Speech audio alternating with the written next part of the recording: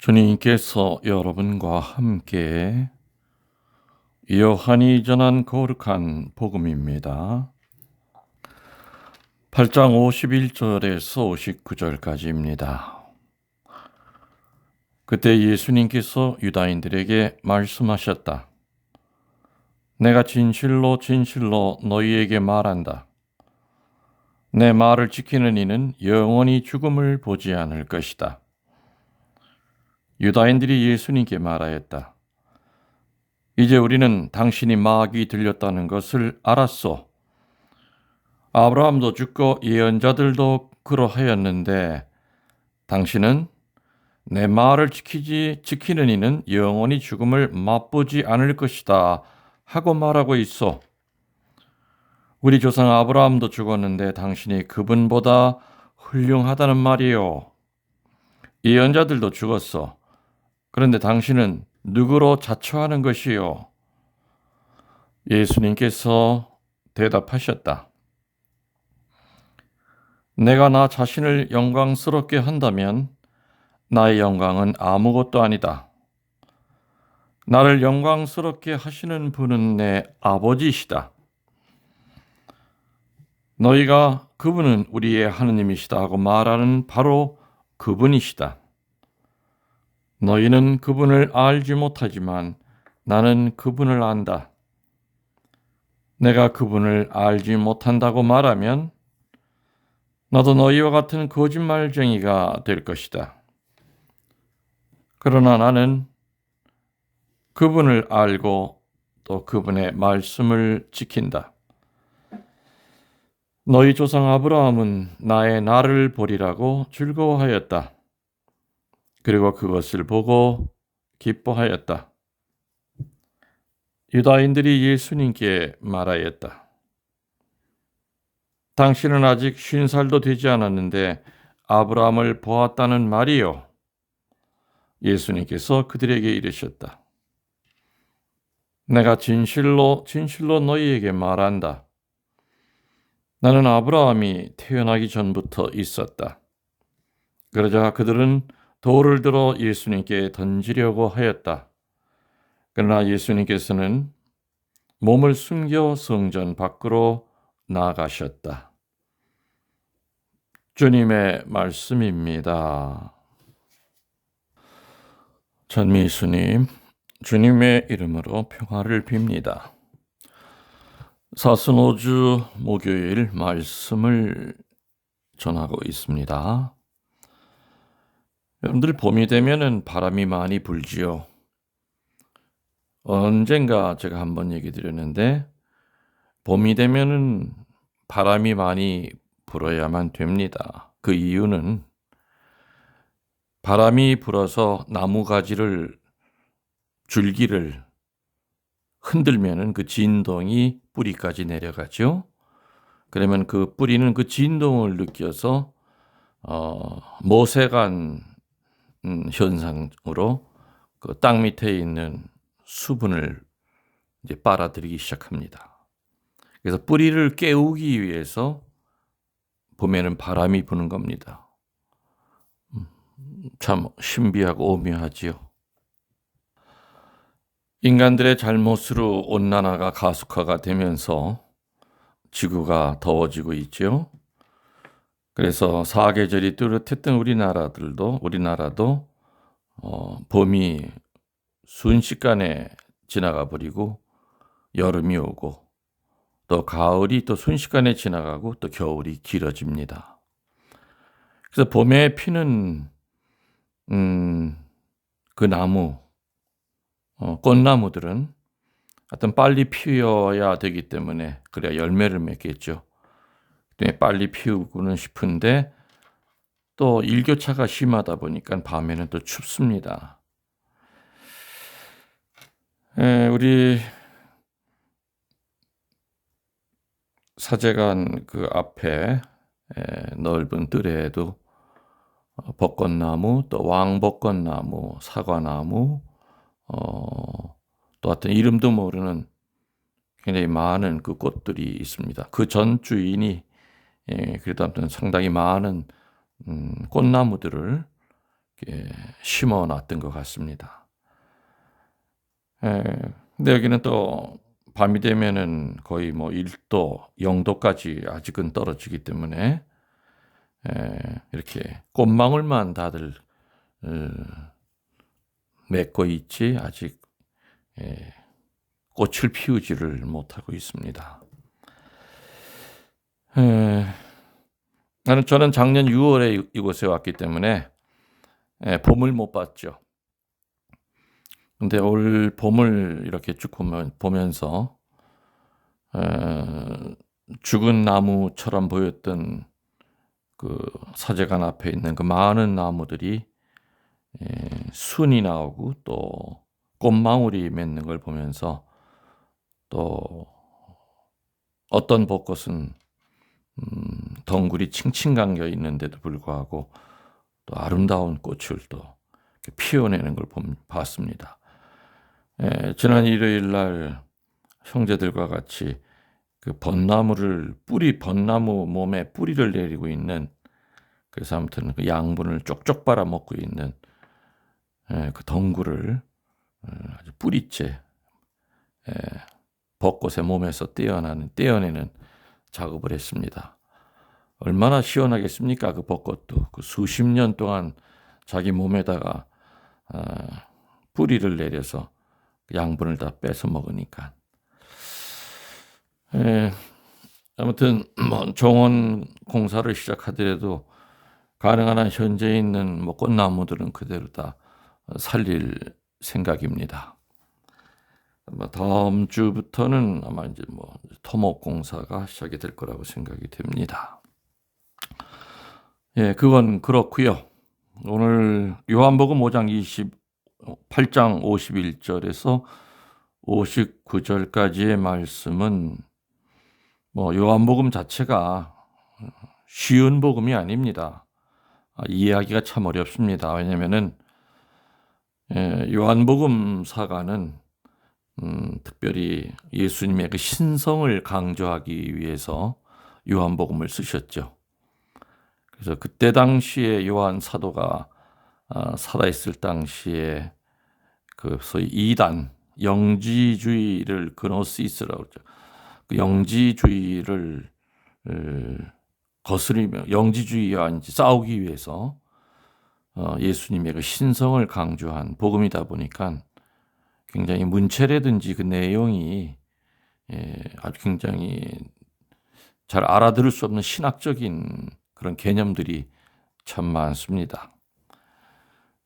저도 오늘 복음을 이렇게 읽으면서 좀 어떻게 해야 좀 쉽게 오늘 내용을 좀 신자들이 바로 딱 알아들을 수 있게 전달해 드릴 수 있을까 좀 생각을 했지만 저 역시도 이렇게 전달하는 것이 쉽지는 않을 거다는 생각이 듭니다. 아무튼 그래도 최선을 다해서 오늘 복음을 좀 정리를 좀 해보겠습니다. 묵상을 해보겠습니다. 오늘 예수님 그 당시 주변에 있던 사람들에게 충격을 주는 얘기를 했죠. 뭡니까? 내 말을 잘 지키는 사람은 영원히 죽지 않을 것이다. 당신의 말을 지키는 사람은 누구라도 영원히 죽지 않을 것이라는 이 말이 유대인들은 놀라움을 뛰어넘어서 정말 큰 충격으로 이게 들렸을 겁니다. 그래서 그런 말을 하는 그 예수님이 정신 나간 마귀에 사로잡혀 있는 사람으로 분명히 보였을 겁니다. 현실로 보면은 너나 나나 할 것 없이 다 나이가 차면 죽게 되어 있고 또 어떤 때는 뭐 사고로 죽을 때도 있고 병으로 죽게 되어 있는데 누구나 죽을 수밖에 없는 이 상식과 현실을 무시하고 기만하는 사기꾼의 말로 들렸을 겁니다. 영원히 죽지 않을 것이라는 그 말이 이해가 되십니까? 그래서 그 말을 들은 유대인들은 예수님에게 뭐라 그럽니까? 당신이 정녕 마귀 들린 사람이라는 걸 이제 알았어. 아브라함도 죽고 예언자들도 죽었는데 당신은 지금 뭐라고 그랬어 도대체? 당신 말을 잘 지키는 사람은 영원히 죽지 않는다? 그래. 당신이 이미 죽은 우리 조상 아브라함보다 더 훌륭하다는 말이요? 예언자들도 죽었는데 당신 도대체 누구요? 당신의 신원이 도대체 누구요? 왜 이런 얘기를 해서 우리 속을 뒤집어 놓고 우리를 혼란스럽게 만드는 것이요? 이렇게 대들었던 겁니다. 그 말 때문에 영원히 죽지 않을 것이다. 여러분들 그냥 쉽게 우리들은 생각이 들죠. 이때 얘기하는 죽지 않을 것이다 하는 이 죽음은 육체적인 사망이 아니라, 그죠? 훨씬 더 그 이상 차원의 죽음입니다. 영적인 죽음을 얘기하는 겁니다. 이렇게 말을 듣는 상대가 누구인가에 따라서 같은 말이라도 다르게 이해가 되고 또 다르게 사용이 될 수 있다는 얘기죠. 우리들은 예수님이 하신 말 영원히 죽지 않을 것이라는 거 무슨 뜻인지 압니다. 예수님 따르면은 영생을 얻게 될 것이라는 거 알지만 그때 당시에 유대인들은 그걸 그렇게 알아듣지 않고 육신은 누구나 다 한 번은 죽어야 되는데 저 사람이 뭐야? 불로 장생하겠다는 얘기야? 그 당신이 분명히 마귀 들린 사람이 분명하다. 이렇게 나가게 된 겁니다. 예수님의 말씀을 듣고 그 상대하는 사람들은 누구였습니까? 아브라함과 예언자들을 자유롭게 들먹거릴 수 있는 야훼 하느님을 알고 있던 유대인들이었습니다. 그렇기 때문에 문제는 사람이 영원히 죽느냐 영원히 죽지 않느냐 그거보다는 사람들에게 그렇게 하실 수 있는 분이 누구인가 하는 것이 더 중요한 것이었죠. 그래서 유대인들은 예수님에게 근원적인 질문을 다시 하는 겁니다. Who are you? 당신 도대체 누구요? 당신이 누구이길래 내 말을 잘 지키는 사람은 영원히 죽지 않을 것이다. 이렇게 자신 있게 말하는 것이요. 당신 정말 그런 능력이 있어. 이렇게 대들고 있는 겁니다, 오늘. 자, 이러한 그 유대인들의 그 공격에 대하여 뭐라 그러십니까? 너희가 자기 하느님이라고 하는 분이 누구 아버지? 바로 나의 아버지시다. 정확히 당신의 신분을 분명히 밝히시죠. 너희가 하느님이라고 하는 분이 바로 나의 아버지시다. 예수님은 그들이 알고 있는 하느님은 당신의 아버지이시기에 당신의 말씀을 따르는 사람들에게 죄악에 버린 삶의 종말로서 그 누구도 해결하지 못하는 죽음을 해결해 주실 수 있고 또 그렇게 해 주시겠다는 말씀이었던 겁니다. 다른 말로 하면은 좀 더 쉽게 얘기하면은 예수님의 말씀을 받아들여서 지켜나가는 사람은 하느님과의 그 관계성에 들어가는 것이기 때문에 그 관계성에는 하느님과의 그 관계성 안에 일단 들어가면 거기에는 시간과 영원의 구별이 없다는 얘기입니다. 그래서 하느님과의 그 관계에 들어간 사람은 여느 사람들처럼 죽음으로써 삶이 끝나는 것이 아니라 현세의 삶에서 육신의 죽음의 문을 지나서 하느님의 생명인 새로운 삶으로 옮겨간다는 얘기입니다. 근데 지금 얘기한 이러한 문제는 그냥 늘 한계성을 지니고 있는 약한 인간의 입장에서 볼 때는 눈으로 볼 수 있는 것도 아니죠. 죽음 너머의 그 영원한 세상을 어떻게 눈으로 볼 사람이 어디 있었습니까? 그리고 느껴지는 것도 아니기 때문에 하느님께서 당신 말씀대로 약속하신 자에게 이루어 주신다는 신앙이 필요하다는 거죠. 또 믿음이 요구된다는 얘기입니다. 그 신앙과 신앙과 그 믿음이 전제가 되지 않으면은 오늘 그 유대인들처럼 헛소리를 할 수밖에 없다는 거죠. 그냥 형이하학적으로 육신의 죽음이 끝나는데 무슨 영원히 산다는 것이야. 지금 우리 주일학교 아이들도 다 알아들 수 있는 말을 그 당시 유대인 랍비들, 율법학자들이 못 알아듣고 예수님께 대들고 있는 겁니다.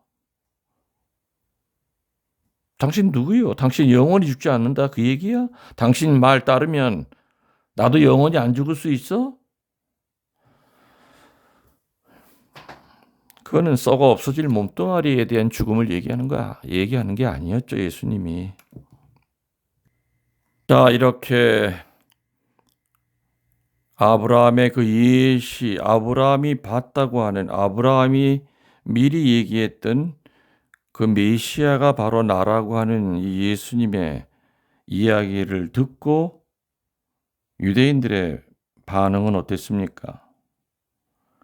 유대인들은 아브라함에 대해서 그러한 신앙을 가졌음에도 불구하고요, 예수님이 하신 말씀을 전혀 알아듣지 못하고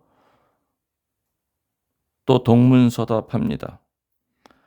당신이 아직 50살도 못 됐는데 아브라함을 봤다는겨? 하고 대묻습니다. 이들이 여기서 얘기하는 그 50이라고 하는 것은 분명히 뭔가 의도를 갖고 하는 얘기입니다. 50이라고 하는 것은 민수기 4장 3절에서 볼 수 있듯이 유대인들이 직분으로부터 퇴임하는 나이를 50으로 봤습니다. 그렇기 때문에 유대인들은 너는 아직 젊고 아직 장년기의 나이도 아닌데 자기 직분을 그만두고 쉴 나이도 아직 아닌데 그런 주제에 아브라함을 봤다고 할 수 있느냐? 너 미친 거 아니냐? 이렇게 따지고 들은 겁니다.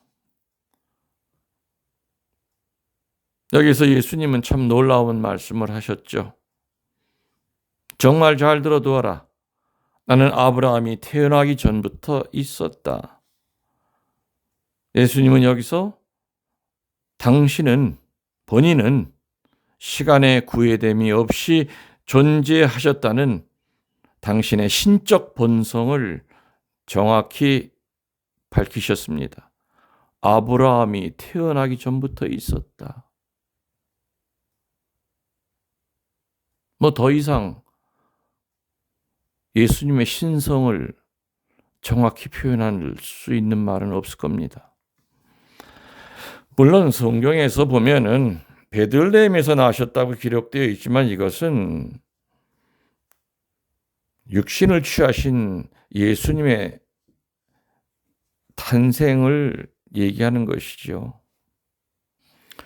아브라함이 태어나기 전부터 있었다는 이 말은 예수님 안에 살아계신 하느님의 존재를 얘기하고 계십니다. 시간을 초월해서 존재하시고 언제나 나는 살아있다고 말하실 수 있는 분은 오직 한 분, 예수 그리스도 당신뿐이라는 얘기입니다. 예수님은 그래서 생명의 원천이고 영원하신 하느님이십니다. 그러기에 예수님께서 말씀하신 것은 예수님 안에 있는 생명은 하느님의 생명이고 영원하신 하느님이 인간의 시간 안에 들어와 계시다는 당신 자신의 신분에 대한 그런 계시지요.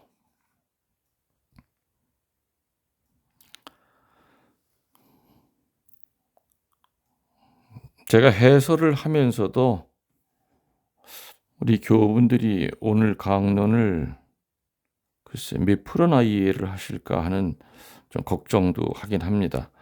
하여튼 그만큼 요한복음은 신부님들 또 강론을 설교를 전문으로 하는 그런 그 피정 사제들이 사실은 피해가고 싶은, 그리고 쉽게 이렇게 이유식으로 만들어지기 어려운 복음이 요한복음입니다. 이제 오늘 복음 이제껏 얘기를 다 이해하지 못했다 하더라도 이제 정리하는 거 이것만 여러분들이 정확히 알고 계시면 되겠습니다. 예수님은 단지 2000년 전에 이 세상에서 살다 죽어간 한 인간 예수이신 것만이 아니라 사람이시요 하느님이신 예수님이고 시간의 제약을 받지 않고 영원히 계시고 언제나 우리에게 오시고 언제나 우리와 같이 하시는 분이라는 얘기가 바로 오늘 요한복음 사가의 입을 통해서 예수님의 신성을 얘기하고 있습니다.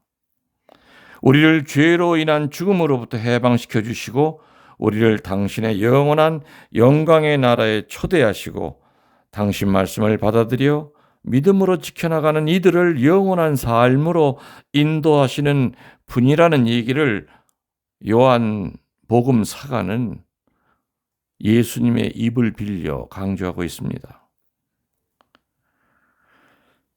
그러한 하느님을 우리도 알게 하심을 하느님께 우리는 감사드려야 될 겁니다. 언제나 살아계시고 우리를 알고 계시는 하느님께서 당신을 믿고 따르고자 하는 우리들에게 도움이 되어주시고 믿음의 부족으로 인해 당신의 말씀을 온전히 따르지 못하는 우리 약한 인간들에게 힘이 되어주시기를 우리들은 청해야 될 겁니다. 아까 강론 서두에 말씀드렸지만 요한복음은 그 당시 그 이단이었던 영지주의를 반대하기 위해서 특별히 요한 사도는 예수님의 신성을 강조하는 그런 복음을 썼다고 그랬습니다. 그래서 사실은 요한복음은 말 그대로 아주 어려운 신학책입니다. 첫 장, 첫 절부터가 굉장히 신학적이고 철학적이고 그리고 아주 난해합니다. 무언가 요한복음은 기초적인 상식이 없으면은 이해하기가 어렵죠. 또 반대로 이러한 요한복음 또 요한묵시록 이런 것이 어렵기 때문에 사이비 집단 교주들은 자기 마음대로 소설을 써서 많은 선량한 사람들을 죄악의 구렁텅이에 빠뜨립니다. 그리고 마귀 짓거리를 하고 있죠.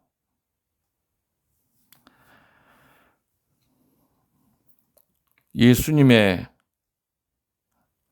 인성과 예수님의 신성, 우리는 양쪽을 다 믿고 있습니다.